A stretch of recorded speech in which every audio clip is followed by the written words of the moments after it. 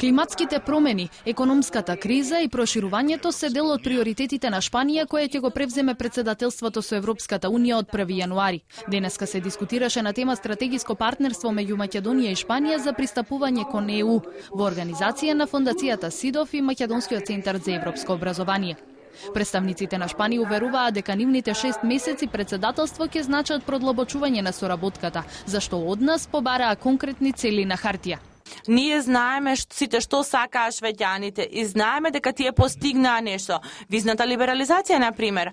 Ако може да имате нешто како ова, може да имате споделена цел дека Македонија и Шпанија што сакаа да се постигне во следните 6 месеци. Тоа е конкретно ставено на хартија и е посветеност на обете страни.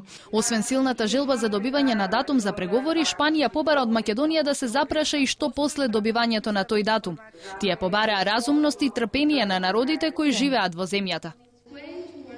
На патот кон Европската Унија треба да покажете дека различните луѓе кои што живеат во земјата можат да живеат заедно. Шпанските представници смируваат за фактот дека нивната кралица има грчко потекло и повторија дека кралското семејство нема никакво влијание на надворешната политика. Исто така потенцираа дека за проширување на Унијата најважно е да помине Лисабонскиот договор.